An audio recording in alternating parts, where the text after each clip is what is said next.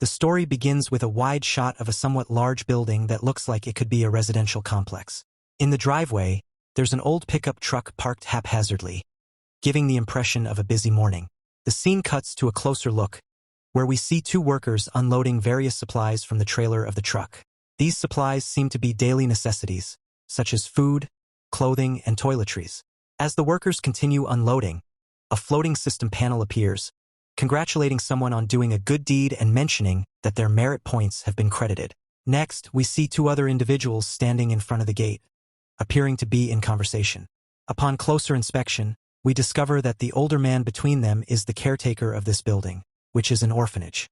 The younger man, Xiaoyun, is responsible for the delivery truck bringing supplies to the orphanage.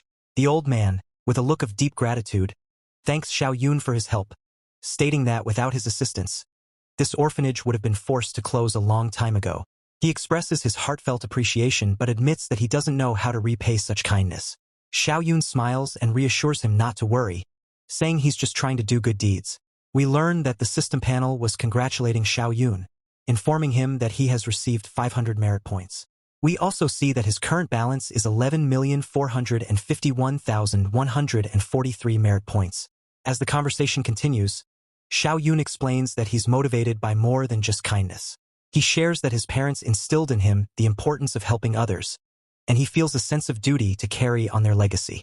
The old caretaker nods, understanding the depth of Xiaoyun's commitment. After finishing the delivery, Xiaoyun leaves the orphanage, telling the system to close its display in front of him. As he walks away, we get a bit of backstory on who he is. His full name is Lin Guoyun. He has no house or car, and his parents are deceased. We see him entering an apartment complex, suggesting this is where he lives. He waves to the security guard, whom he calls Uncle Lu, to open the gate so he can get in.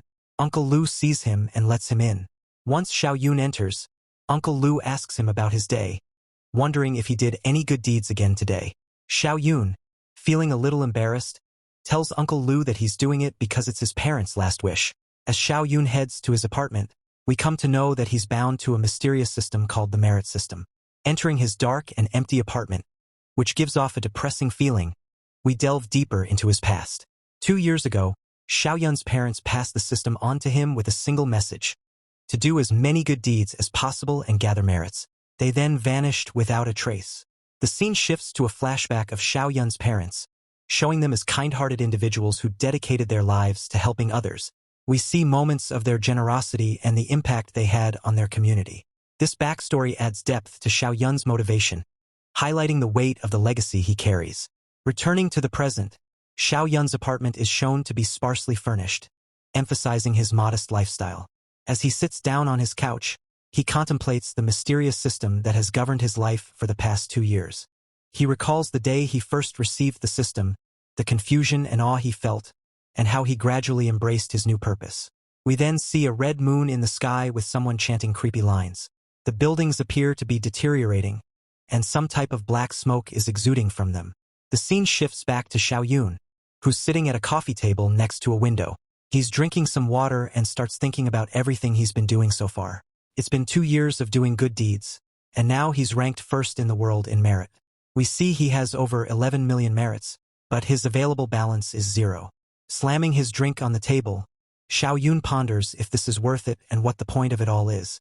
A droplet falls into his cup, instantly turning the liquid red. Xiaoyun is taken aback by this, witnessing it all happen before his eyes. He then notices that outside his window, the moon and sky are blood red. He's frozen in shock, watching as the light grows stronger, turning his whole room red.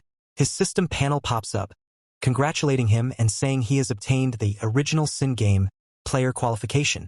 It also informs him that the first instance will open in 24 hours. Xiaoyun stares at the strange occurrence, unable to comprehend what is happening. He kneels to touch the floor, feeling a liquid-like substance beneath his fingers. Realizing he can physically interact with this peculiar message, he understands it must be real. Suddenly, the floors and walls around him begin to glitch, reminiscent of a computer game. Desperate for answers, he frantically scans his surroundings, but everything appears to be returning to normal. A panel materializes beside him, notifying him that a low-level system plugin has been detected and successfully integrated with the original Sin game. displaying his available credit. Additionally, it informs him that the consumption system has been unlocked. Struggling to remain calm, Xiaoyun slaps his face and reminds himself that panicking won't help. He asks the system if the invitation for the original Sin game is still valid after the integration. While the system checks, he notices a countdown timer running, suggesting that he will inevitably be drawn into this situation. He pulls out his phone, hoping to find some information by searching the internet. After a quick search, an alert message pops up, indicating that his search for the original Sin game has been noted, and he appears to have a connection to it. The message advises that if he has received an invitation, he should visit a specific website. Discovering an entire website dedicated to this mysterious event, Xiaoyun wonders how long this has been happening, as it seems well established. As he navigates through the website, he encounters some rules and terms. First and foremost, the original Sin game is real. An organization called the Human Safety Assurance Bureau actively responds to this event. The site warns of monsters and inexplicable occurrences that defy common sense within the game, urging participants to prioritize their safety while completing their tasks. This game involves high risks and high rewards, with penalties and rewards depending on mission success or failure. Having absorbed this information, Xiaoyun feels a mix of excitement and anxiety, especially since he has a head start with his plugin, unlike a typical player. Determined to survive, he mentally locks in, aware that he must stay alive no matter what. The outside world still looks like a scene from Gehenna, with a red moon, sky, and decaying buildings. Meanwhile, we see Xiaoyun preparing for the challenges ahead. For the past 24 hours, he has been stockpiling rations, medicine, water, and other supplies, hoping to be ready for whatever lies ahead.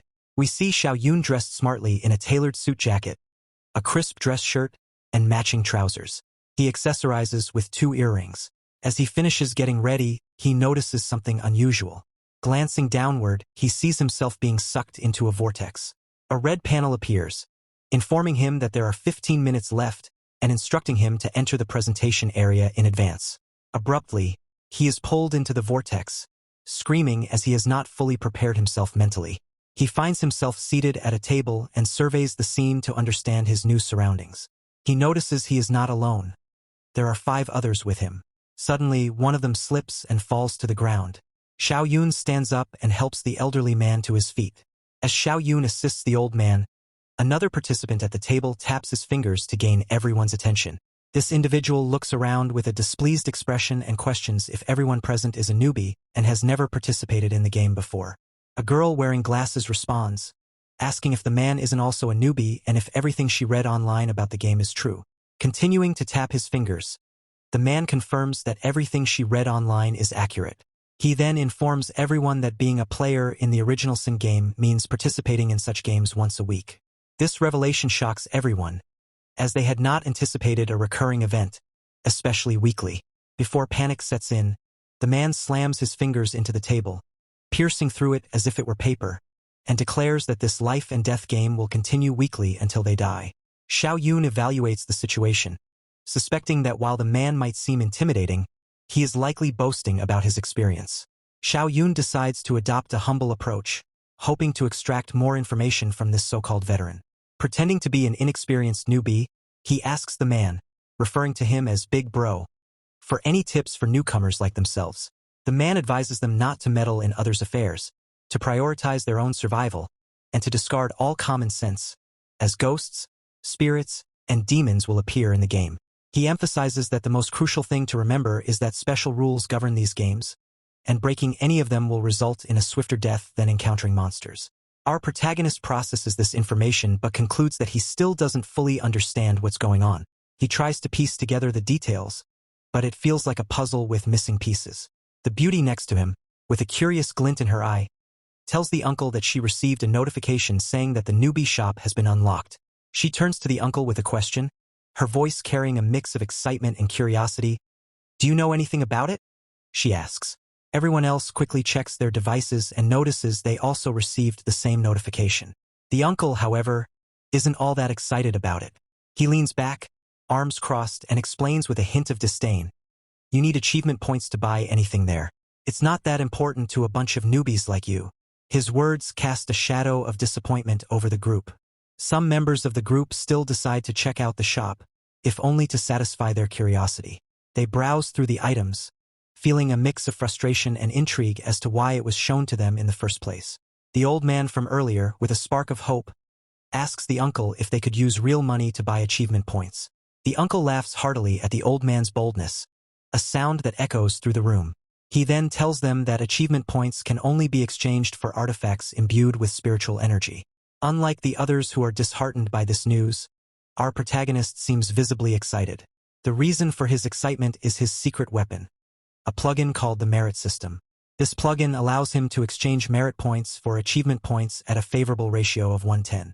Doing some quick mental math, our protagonist realizes that if he were to convert all his merit points into achievement points, he would amass over 114 million achievement points. With a determined look, he opens up the newbie shop to explore the items available for purchase. He sees a variety of intriguing items. Simple poison worth 150 achievement points, mind-cleansing pills for 200 achievement points, invisibility talismans for 500 achievement points, basic healing potions for 300 achievement points, demon suppression talismans for 1,000 achievement points, and a white tiger seal for 30,000 achievement points. Contemplating his options, he quickly realizes that with his vast number of merit points, he only needs to spend a few thousand to clean out the entire shop. He commands his system to exchange 10,000 merit points for achievement points. With the high exchange rate, he receives 100,000 achievement points in return for his 10,000 merit points.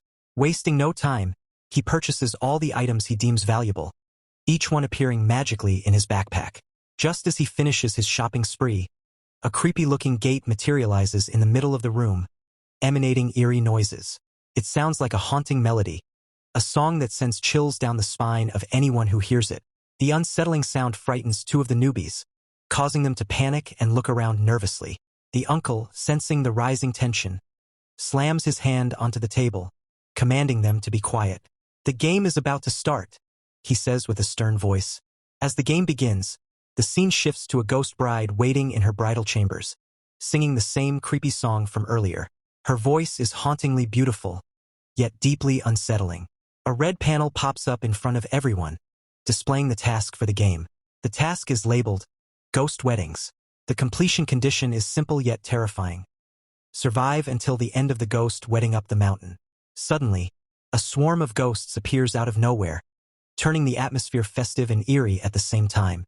Some ghosts are playing music with an otherworldly cheer, while others are feasting in a grotesque manner. Our protagonist and his group find themselves seated in the middle section, observing the surreal spectacle. Though the ghosts seem to be celebrating, the scene is far from merry. As the camera zooms in, we see the ghosts eating like ravenous beasts, cursed with eternal hunger. The beauty, visibly disturbed by the ghastly scene, asks in a trembling voice, "What's going on?" The uncle, without turning his gaze away from the ghosts, advises her, "Don't ask. The more curious you are, the quicker you die." His words hang heavily in the air. Out of nowhere, a creepy old man appears behind the players, his presence sending a wave of dread through the group. His voice, dripping with malice, asks, "Why haven't you started eating yet?" The aura he emits is oppressive, making it hard for everyone to breathe. The girl with glasses, her voice shaking, asks the uncle, "What should we do?" The uncle, maintaining his composure, tells her, "Just don't do anything." The creepy old man, feeling disrespected, grows more menacing. He commands his men to bring the players some food and wine. The tension in the air thickens as the group waits, the eerie melody of the Ghost Bride's song lingering in the background. They bring the dishes for the players to try. The table is filled with various eerie-looking dishes, each emitting a strange, otherworldly glow. Our protagonist takes a cautious glance at the spread and remarks on how skinny and malnourished the ghosts look, which clearly indicates that there's something wrong with the food. The ghosts' hollow eyes and bony frames are a stark contrast to the bountiful feast laid out, raising immediate suspicions. The ghosts try to feed him, but he doesn't give in and open his mouth. He notices their skeletal hands shaking slightly as they hold out the utensils, almost as if they are forcing themselves to be part of this grotesque charade. The ghosts also try to force-feed the other players, but they resist, their fear evident in their trembling bodies. Except for the Gramps whom our protagonist helped up earlier, he couldn't handle the constant nagging from the ghost children. The ghost children, with their high-pitched, insistent voices, surround him, and he finally gives in to their temptation to eat the food. The children's voices turn from pleading to malicious as they laugh diabolically, their laughter echoing eerily in the room. As he drinks the bowl of sake they offered him, the sake, emitting a faint, ominous glow, seems to pulse with a life of its own. Once he's done, he shows them the empty bowl and asks if they're satisfied now. But before he can say anything else, his face turns pale, and he starts foaming at the mouth. He falls to the ground with a pained look on his face, clutching his throat. The sight is horrifying, with the foam turning an unsettling shade of black as it drips from his mouth. The ghosts gather, snickering at the old man, mocking him for getting drunk after just one drink, and questioning how he dared to attend the banquet with such a low tolerance. Their voices are filled with a sinister glee, their eyes glowing with malevolent amusement. The beauty, her face a mask of concern, rushes to check on the Gramps and quickly deduces that he's been poisoned.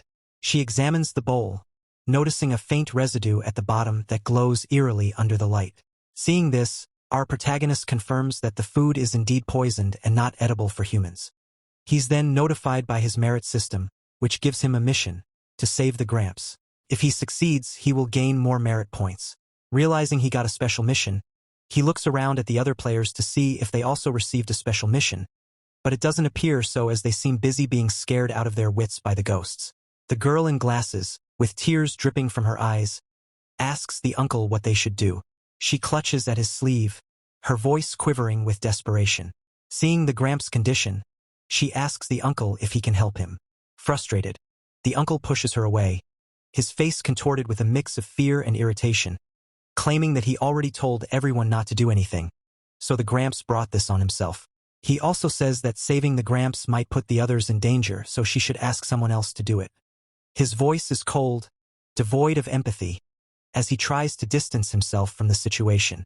Our protagonist then steps up, saying that since nobody else will, he'll save the Gramps. He pulls out one of the mind-clearing pills he bought earlier and brings it to the Gramps for him to take. The pill glows with a soft, ethereal light, and everyone remarks on the fragrant smell it gives off, which seems to calm their nerves slightly. The uncle doesn't take this well, realizing that the pill our protagonist is giving the Gramps isn't ordinary. He starts to question whether or not our protagonist is really a newbie. His eyes narrow as he watches the scene unfold, suspicion growing in his mind. After taking the pill, the Gramps instantly starts to look healthier.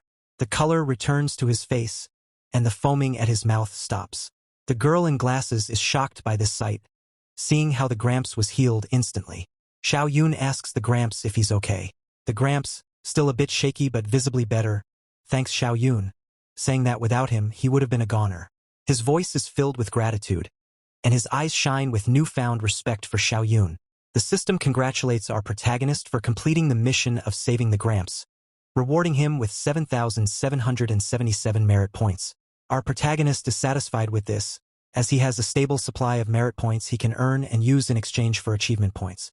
He checks his system and sees that there are 4 other missions he can complete during this game. The first mission is to survive the wedding, which will earn him 1,500 achievement points. The second mission is to save the bride, which will earn him 3,000 achievement points and 3 items in the clearance shop. The third mission is to steal the statue of the Three Rivers Ghost Mother, which will earn him 5,000 achievement points plus 1 item from the clearance shop. His fourth mission is to find out the truth behind this ghost wedding, which will earn him 5,000 achievement points. Seeing that there's more than one mission to this game, our protagonist deduces that this game has other criteria besides just surviving.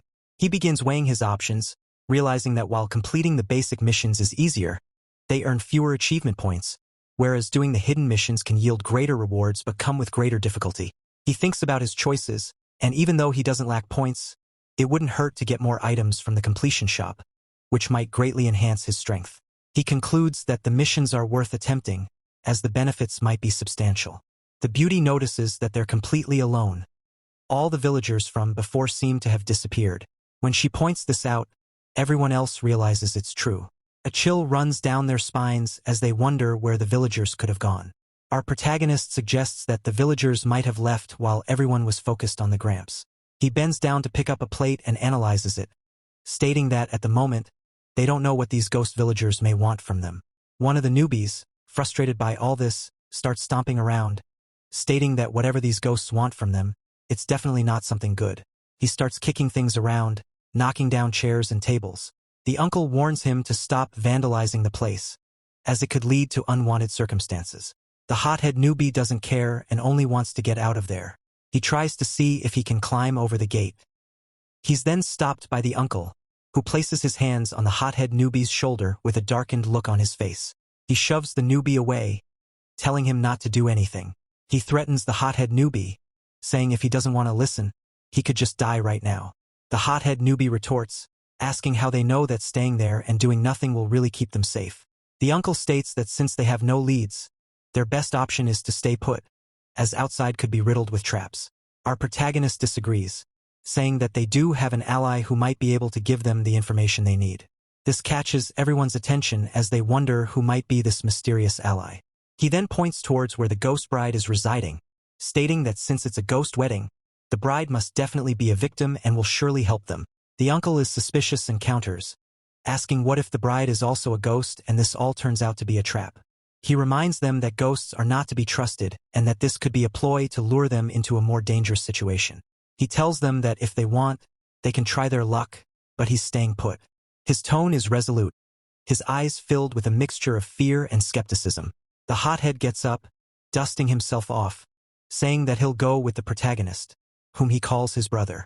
His loyalty and determination are evident, and he seems eager to face whatever challenges lie ahead.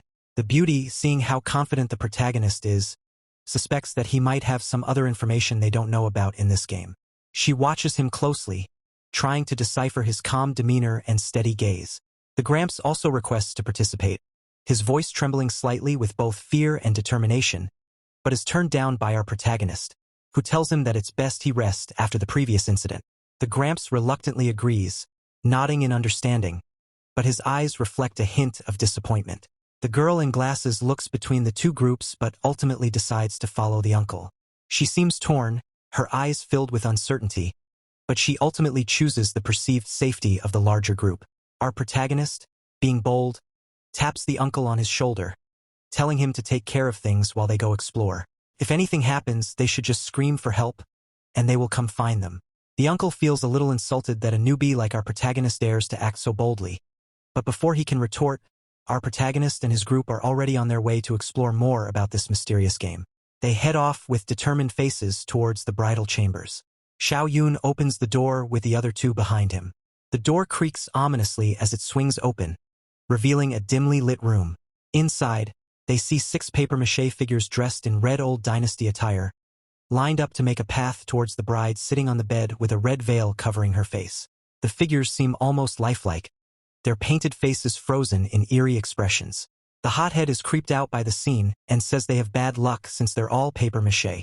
He shudders, glancing nervously at the figures, but this doesn't deter our protagonist, who remarks that this is perfectly normal and how can the bride not be in the bridal chambers at a wedding.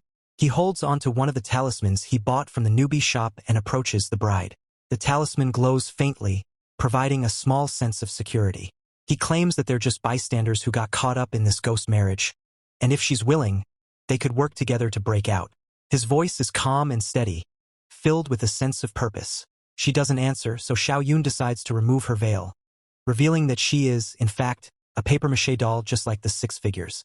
The revelation sends a chill down his spine, and a wave of confusion washes over him. This confuses our protagonist as he was certain there would be a bride. His mind races, trying to make sense of the situation. This catches the suspicion of the beauty, as she thinks back to how confident he looked when talking about the bride. She sees that he's definitely a newbie but can't figure out how he knows things that other players don't. Her curiosity deepens, and she watches him with renewed interest. Our protagonist remarks about the quest, thinking how the bride's name sounds like a real person's name but wonders why the bride in the bridal chamber is a papier-mâché doll.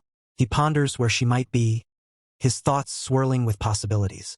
The beauty, with a determined look on her face, offers to search the room for any hidden mechanisms, suspecting there might be something concealed. She meticulously examines every nook and cranny, her eyes scanning the walls, floor, and furniture with precision. Her movements are swift and calculated, driven by a mix of curiosity and determination. After a thorough search, she pauses, her ears catching an unusual sound. The middle of the bed seems hollow. Intrigued, she calls out for Xiao Yun, claiming to have discovered something significant. Xiao Yun, however, remains cautious. His mind races back to their time together, analyzing the beauty's actions and demeanor. He realizes she isn't as simple as she appears, harboring a mysterious air that makes him wary. But then again, in a game twisted with ghosts and demons, can anyone truly be considered normal? Despite his suspicions, he knows they have no choice but to investigate further. The hothead, impatient and eager to act, steps forward before Xiao Yun can react. With a swift motion, he grabs the papier-mâché bride and tosses it aside, clearing the space for them to lift the lid on the seemingly ordinary bed. The sound of the papier-mâché doll hitting the ground echoes in the room, adding to the eerie atmosphere. With a collective effort, they pry it open, revealing a dark, ominous hole with a ladder descending into the unknown. The hole exudes a chilling aura, and a faint, foul odor wafts up from its depths. The hothead turns to Xiao Yun, seeking direction. Xiao Yun, feeling the weight of responsibility, contemplates their next move, sweat trickling down his face. The decision isn't easy, but with a deep breath, he resolves that they must venture down the hole. He steadies himself, trying to project confidence. They arm themselves with candles, their flickering light barely piercing the thick darkness as they descend. The ladder creaks under their weight, and the darkness seems to swallow them whole as they step into the unknown. Once underground, the beauty takes the lead, guiding them along the single pathway she insists they follow. Her confidence and calm demeanor help to reassure the group, but the air grows colder and more oppressive with each step. The tunnel walls, damp and covered in strange markings, seem to close in on them. Suddenly, the hothead stumbles upon something on the ground. The dim candlelight reveals a disturbing sight. He bends down, his eyes widening in horror as he realizes it's a severed hand. His scream echoes through the tunnel, the sound bouncing off the walls, amplifying his terror as he falls back in shock. The beauty, unperturbed by the gruesome find, picks up the hand and inspects it with a critical eye. Her calmness under pressure is both reassuring and unsettling. She quickly deduces that it's made of papier-mâché, a revelation that calms the group's nerves slightly. Her matter-of-fact tone helps to steady their rising panic. They continue their exploration, finding more destroyed papier-mâché figures scattered around. The tunnel is littered with these eerie remnants, their presence adding to the oppressive atmosphere. These figures, upon closer inspection, bear an unsettling resemblance to the 6 players. The realization sends a chill down their spines, each figure a grim reminder of their own vulnerability. This eerie discovery unsettles Xiao Yun, deepening his sense of foreboding and urgency. Xiao Yun begins to share his knowledge about ancient wedding customs, providing context to their situation. He speaks in a hushed tone, the flickering candlelight casting shadows on his serious expression. He explains how brides from wealthy families were often accompanied by dowries, which sometimes included people. In this twisted game, they are the dowry for the ghost bride. His words hang heavy in the air, the implications sinking in. The fake bridal chamber and paper figures above are mere decoys. The real bridal chamber must lie beneath, and the broken paper figures are a grim hint at their potential fate if they fail. His voice is steady, but the gravity of the situation is clear in his eyes. With a sense of urgency, Xiao Yun urges them to move quickly, stressing the importance of finding the bride to prevent further trouble upstairs. He glances back at the path they've come from, the darkness seeming to close in. They press on through the tunnels, the flickering candlelight casting eerie shadows on the walls. The cold air bites at their skin, and the oppressive atmosphere weighs heavily on their spirits. Eventually, they spot a faint glow ahead, a small beacon of hope in the darkness, leading them to an ancient, imposing door. The door is covered in intricate carvings, its heavy presence radiating an aura of significance. The protagonist, suspecting this might be the real bridal chamber, cautiously opens the door. The hinges creak ominously, echoing through the tunnel. Inside, they find a bride lying on a stone bed, dressed in red with a golden character on her veil, surrounded by candles. The scene is both beautiful and haunting. The brides still form a stark contrast to the eerie glow of the candles. The beauty steps forward, lifting the veil to reveal that the bride is alive but unconscious. Her face is pale and her breathing shallow. Xiao Yun anxiously asks if they can wake her, his voice tinged with concern, but the beauty advises against it, unsure of when she might regain consciousness. Her tone is firm, and her eyes reflect a deep understanding of the gravity of their situation. Realizing the urgency of the situation, Xiao Yun devises a plan. He instructs the hothead to help carry the bride, and they take turns transporting her out of the underground chamber. The journey back is tense, each step filled with anxiety and anticipation. As they emerge from the tunnel, the cold air feels like a relief, but they are met with a shocking sight. Gramps and the girl with glasses burst into the room, panic etched on their faces. Their eyes are wide with fear, and their breaths come in quick, shallow gasps. Xiaoyun demands to know what's happening, his voice cutting through the tension. The girl with glasses, her voice trembling, explains that the ghost villagers have returned, now armed with pitchforks and sickles, attacking anyone in sight. Her words spill out in a rush, her fear palpable. She reveals that the uncle is desperately trying to hold them back, his shouts and the sounds of struggle echoing from outside. The scene she describes is chaotic and filled with danger. Stunned by the sudden turn of events, Xiaoyun quickly takes charge. He assesses the situation, his mind racing to formulate a plan. He instructs the two newcomers to take the bride to a safe location while he leads his group to confront the threat outside. His resolve is clear, and his determination unwavering.